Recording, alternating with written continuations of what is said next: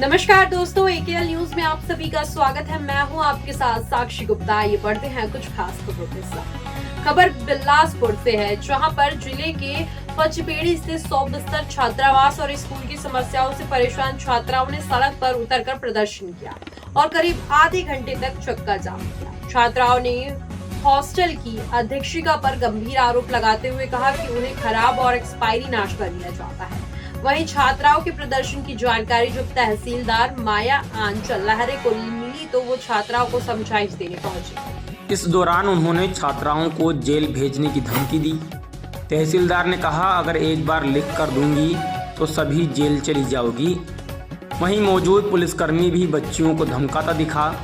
तहसीलदार की इस धमकी का वीडियो अब सोशल मीडिया में काफ़ी वायरल हो रहा है, जिससे मामला और गर्मा गया है। वीडियो वायरल होने के बाद तहसीलदार माया अंचल लहरे के इस बयान की जमकर आलोचना हो रही है। प्रदर्शन कर रही छात्राओं ने कहा कि हमें छात्रावास में एक्सपायरी नाश्ता दिया जाता है। इसके साथ ही उन्होंने 19 बिंदु में अपनी मांग रखी है। हमारे पेरेंट्स गरीब हैं कहकर गालियां दी जाती हैं और मानसिक रूप से परेशान किया जाता है। उनका कहना है कि शिकायत के बावजूद अब तक कोई ठोस कदम नहीं उठाया गया है। छात्रावास की अधीक्षिका संगीता टंडन ने छात्राओं के लगाए गए सभी आरोपों को बेबुनियाद बताया है। उन्होंने कहा, मैं 24 घंटे ड्यूटी पर रहती हूं और केवल रविवार को ही अपने परिवार से मिलने आई थी, लेकिन उसी दिन शाम तक वापस आ गई थी। सब्जी कटवाने और चावल चुनवाने के आरोप पर उन्होंने कहा कि यह काम उन्हें सिखाने के लिए करवाया जाता है। वही खबर बिलाईगढ़ से है, जहां बिलाईगढ़ विधानसभा क्षेत्र के लोकप्रिय विधायक कविता प्राण लहरे ने विधानसभा स्तरीय मासिक बैठक आयोजन कर समस्त कार्यकर्ताओं का सम्मान किया, उनके मनोबल को बढ़ाया, उनसे बातचीत की, उनके भावनाओं को समझा और उन्हें सुझाव दिए। विधायक कविता प्राण लहरे ने विधानसभा के कोने कोने से आए समस्त कार्यकर्ताओं की जनप्रतिनिधियों के सुझाव, सलाह, मार्गदर्शन को ध्यान से सुना, समझा और अपने उद्बोधन में कहा कि आगे होने वाली नगर पंचायत चुनाव, जनपद चुनाव और जिला पंचायत चुनाव में आप जो जो दिशा निर्देश देंगे उन सब का अक्षरशः पालन किया जाएगा। किसी भी प्रकार से किसी कार्यकर्ता की भावनाओं के साथ कोई खिलवाड़ नहीं होगा। सबको संतुष्ट करने का प्रयास किया जाएगा। पूरे विधानसभा में समस्याओं को सुलझाने का प्रयास किया जाएगा। विपक्ष में रहकर भी विकास के कार्य किए जाएंगे। आपके बेटी, आपके बहू आपके साथ हर सुख दुख में कदम से कदम मिलाकर चलेगी, ये आप सब भरोसा रखिए। वहीं बिलाईगढ़ विधानसभा स्तरीय मासिक बैठक कार्यक्रम को छत्रसाल साहू, नेमीचंद केसरवानी, नल कुमार पटेल, ईदू भूषण पड़वाल, दीपक टंडन, अप्पू नवरंग आदि सैकड़ों कार्यकर्ता, आमजन, माता बहन उपस्थित रहे। वही खबर छत्तीसगढ़ से है, जहां तीव्र गरज और गाज से बचने के लिए क्या करें और क्या ना करें। यदि आप घर कार्यस्थल पर हैं तो क्या करें। अंधेरे आसमान के बदलते रंग और बढ़ती छाया के वेग पर नजर रखें। यदि आप गड़गड़ाहट सुनते हैं तो सावधान रहें। आकाशीय बिजली के संपर्क में आने से बचें। अद्यतन और चेतावनी निर्देशकों के लिए स्थानीय मीडिया पर निगरानी रखें। घर के अंदर रहें और यदि संभव हो तो यात्रा से बचें। खिड़कियों और दरवाजे बंद करें और अपने घर के बाहर की वस्तुओं को सुरक्षित करें, जैसे फर्नीचर, डिब्बे आदि। सुनिश्चित करें कि बच्चे और पालतू जानवर अंदर हैं। अनावश्यक बिजली के उपकरणों को अनप्लग करें। पेड़ की लकड़ी या किसी भी अन्य मलबे को हटा दें जो दुर्घटना का कारण बन सकता है। अब हम बताते हैं कि आपको क्या नहीं करना है। स्नान या शावर लेने से बचें और बहते पानी से दूर रहें। ऐसा इसलिए है क्योंकि धातु के पाइप के साथ आकाशीय बिजली प्रवाहित हो सकती है। दरवाजे, खिड़कियां, फायरप्लेस, स्टोव, बाबटब या किसी अन्य विद्युत कंडक्टर से दूर रखें। कार्डेड फ़ोन और अन्य बिजली के उपकरणों के उपयोग से बचें जो बिजली का संचालन कर सकते हैं। यदि आप घर के बाहर खुले मैदान पर हैं तो तुरंत सुरक्षित आश्रय पर जाएं। धातु संरचना, धातु की बादर के साथ निर्माण जैसे आश्रय से बचें। आदर्श रूप से एक निचले क्षेत्र में आश्रय खोजें और सुनिश्चित करें कि चुना गया स्थान बाढ़ की संभावना से परे हो। अपने आप को एक छोटा बनाने के लिए पैरों को एक साथ रखें और सिर नीचे रखें। आपकी गर्दन को पीछे खड़े बाल संकेत कर सकते हैं कि आकाशीय बिजली निकटस्थ है। जमीन पर सपाट खड़े ना रहें। यह एक बड़ा लक्ष्य बना देगा। सभी उपयोगिता लाइनों, फोन, पावर आदि धातु की बाड़ी, पेड़ और पहाड़ी से दूर रहें। इन आचरण की विद्युत के रूप में पेड़ों के नीचे शरण ना लें। रबर सोल वाले जूते और कार के टायर बिजली से सुरक्षा प्रदान नहीं करते हैं। यदि आप यात्रा सफर रास्ते पर हैं, साइकिल, मोटरसाइकिल या खेत के वाहनों से दूर रहें जो आकाशीय बिजली को आकर्षित कर सकते हैं। सुरक्षित आश्रय प्राप्त करें। यदि नौका विहार या तैराकी कर रहे हों तो जितनी जल्दी हो सके उतनी और सुरक्षित शरण लें। तूफान के दौरान अपने वाहन में तब तक रहें जब तक कि मदद नहीं आती या तूफान गजर नहीं जाता। यदि आप अंदर की धातु को नहीं छू रहे हैं, वाहन की खिड़कियां बंद होनी चाहिए और पेड़ों, बिजली लाइनों से वाहन दूर पार्क करें। अब इसका इलाज क्या है? ऐसे व्यक्ति को अस्पताल ले जाएं जो आकाशीय बिजली गाज गिरने से प्रायः चोटिल हो गया हो तो बेसिक प्राथमिक उपचार दें। आकाशीय बिजली की चपेट में आने वाले लोगों को कोई विद्युत आवेश नहीं होता है और उन्हें सुरक्षित रूप से संभाला जा सकता है। टूटी हुई हड्डियों, सुनने और आंखों की रोशनी कम होने की जांच करें। आकाशीय बिजली का शिकार व्यक्ति अलग अलग डिग्री तक जल सकता है। प्रभावित शारीरिक स्थान चोट की जांच करें। वही खबर सारंगगढ़ बिलाईगढ़ से है, जहां सारंगगढ़ बिलाईगढ़ कलेक्टर धर्मेश कुमार साहू की अध्यक्षता में कलेक्ट्रेट सभा कक्ष में सोमवार को उपसनहा में स्वच्छता ही सेवा अभियान की शुरुआत की गई।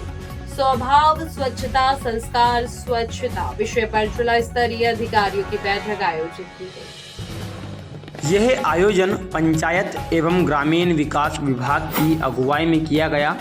कलेक्टर ने सरकारी संस्थाओं, विभागों, सामाजिक संस्थाओं, स्कूलों, कॉलेजों, एनसीसी, एनएसएस, स्काउट, नागरिकों, नगरीय निकायों, ग्राम पंचायतों, स्वच्छता दीदियों, मितानिन, आंगनवाड़ी कार्यकर्ता और सहायिकाओं को कहा है कि वे स्वच्छता को स्वभाव में शामिल कर उदाहरण प्रस्तुत करें।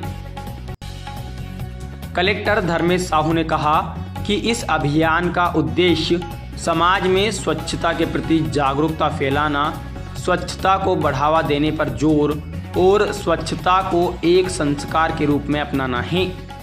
अभियान को सफल बनाने के लिए नारा लेखन प्रतियोगिता, रैली, सफाई अभियान, नुक्कड़ नाटक आदि माध्यमों से जन जागरूकता किया जाएगा।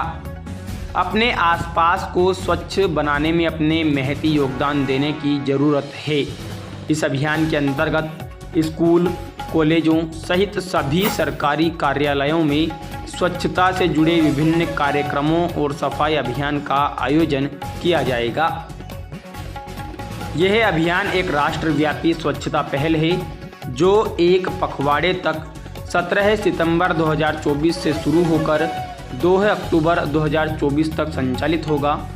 कलेक्टर ने जिले के सभी नागरिकों, किसानों, महिलाओं और व्यापारियों से अपील की है कि वे राष्ट्र को स्वच्छ बनाने के उद्देश्य को पूरा करने में अपने आसपास को स्वच्छ रखकर इस मिशन को सफल बनाने में आपस में सहयोग करें और स्वच्छ भारत के परिकल्पना को साकार करें। इस अवसर पर पंचायत, नगरीय निकाय, स्कूल शिक्षा, आदिम जाति एवं अनुसूचित जाति विकास विभाग, महिला एवं बाल विकास आदि विभागों के जिला स्तरीय अधिकारी उपस्थित रहे। उल्लेखनीय है कि इस वर्ष स्वच्छता ही सेवा अभियान का 1 दशक पूरा हो गया है। यह एक पहल है जो वर्ष 2014 में अपनी शुरुआत के बाद से गांधी जयंती के अवसर पर प्रत्येक वर्ष मनाई जाती है। सर, स्वच्छता के बारे में आज कुछ जानकारी दिया जा रहा है, क्या क्या जानकारी है? आज जिला स्वच्छता प्रबंधन समिति की बैठक है और अभी हमारा 14 सितंबर से 2 अक्टूबर तक स्वच्छता ही सेवा अभियान चलाया जाना है। इसके तहत सारे विभाग जैसे स्कूल हैं वहाँ पर स्वच्छता रैली, निबंध, पोस्टर आदि प्रतियोगिता करेंगे। हर गांव में हमारा स्वच्छता अभियान चलेगा। हम लोगों से अधिक से अपील करेंगे कि गांव को स्वच्छ रखें और सामूहिक श्रमदान करेंगे। इसमें सारा विभाग जैसे आंगनबाड़ी है, मतलब आंगनबाड़ी में भी चलेगा, स्कूलों में चलेगा, पंचायत में चलेगा, स्वास्थ्य केंद्र में चलेंगे। और इसमें खासकर हमारे जो सफाई जो महिलाएँ करती है, जो सफाई मित्र हैं, उनका पूरा हेल्थ चेकअप भी होगा ताकि उनको कोई स्वास्थ्यगत परेशानी ना हो। साथ ही उनको अन्य योजनाओं से उनको जोड़ा जाएगा ताकि मतलब उनको ज़्यादा पैसा तो मिलता नहीं, लेकिन अन्य योजनाओं से लाभ देकर हम उनको मोबिलाइज करेंगे ताकि आगे काम करें। वही खबर लौरमी से है, जहां मुंगेली जिले में बस संचालकों का आतंक लगातार बढ़ता जा रहा है, जिससे यात्री परेशान हो रहे हैं। तीज पर्व के दौरान बसों में भारी भीड़ के चलते यात्री और बस संचालकों के कर्मचारियों के बीच विवाद की घटनाएं आम हो गई हैं। आज चांदली में 2 बसों के कंडक्टर और ड्राइवर के बीच सवारी चढ़ाने और टाइमिंग को लेकर झगड़ा हो गया। इस झगड़े में दोनों पक्ष बस खड़ी कर यात्रियों के सामने ही गाली गलौज और मारपीट करने लगी, जिसका वीडियो यात्रियों ने बनाया और यह वीडियो अब सोशल मीडिया पर तेजी से वायरल हो रहा है। बताया जा रहा है कि यह मारपीट रेनबो ट्रेवल्स और विश्राम बस सर्विस के कर्मचारियों के बीच हुई। लालपुर थाना प्रभारी लक्ष्मण खुटे ने बताया कि रायपुर जाने वाली रेनबो ट्रेवल्स और मुंगेली तक चलने वाली विश्राम बस के कंडक्टर और ड्राइवर के बीच सवारी बैठाने की बात को लेकर चंदली मुख्य मार्ग पर धक्का मुक्की और विवाद हुआ। दोनों पक्षों की शिकायत पर जांच जारी है और विधिवत कार्रवाई की जा रही है। वही खबर दुर्ग से है, जहां भिलाई नगर निगम ने आज कारमला मैदान स्थित सैलानी दरबार में 25 साल पुराने अवैध कब्जे पर बड़ी बुलडोजर कार्यवाही की है। निगम ने भारी पुलिस बल की मौजूदगी में 12 से अधिक दुकानों और मजार के पीछे कई अवैध कब्जों समेत सैलानी दरबार का ऊंचा गेट भी जमींदोज कर दिया है। निगम से मिली जानकारी के अनुसार मस्जिद समिति को सालों पहले 300 वर्ग फीट की जमीन आवंटित की गई थी, लेकिन समिति ने 3 एकड़ से अधिक जमीन पर अवैध कब्जा कर लिया। हाई कोर्ट के आदेश के तहत निगम आयुक्त ने पहले ही कब्जाधारियों को नोटिस जारी कर दुकानों को खाली करने का समय दिया था, लेकिन कब्जाधारी नहीं माने। इसके बाद निगम ने आज सुबह 5 बजे से मौके पर ताबड़तोड़ कार्रवाई की। कार्रवाई के दौरान अवैध कब्जे के रूप में चल रही एक जूते की दुकान को तोड़े जाने के बाद वहां लोगों की होड़ लग गई। कुछ लोगों के हाथ में जो जूता मिला उसे लेकर चले गए, जबकि कई अन्य मलबे के नीचे से जूते ढूंढते नजर आए। मस्जिद समिति का कहना है कि यह कार्रवाई गैरकानूनी तरीके से बिना नोटिस जारी किए की जा रही है। उन्होंने इस जमीन के नियमितीकरण के लिए आवेदन भी दिया था और मामला हाईकोर्ट में है, लेकिन निगम जानबूझकर आदेशों की अनदेखी कर कार्रवाई कर रहा है। वहीं निगम के अपर आयुक्त अशोक द्विवेदी ने बताया कि कब्जाधारियों को कई बार नोटिस जारी किया गया और आखिरी नोटिस 3 दिन पहले ही जारी किया गया था। हाई कोर्ट के आदेश के बाद निगम ने कब्जा हटाने की कार्रवाई की। निगम प्रशासन का कहना है कि जिस जमीन पर समिति ने कब्जा किया था उसकी कीमत करोड़ों में है और करबला मैदान में धार्मिक स्थल के नाम पर अवैध कब्जा कर व्यावसायिक उपयोग किया जा रहा था।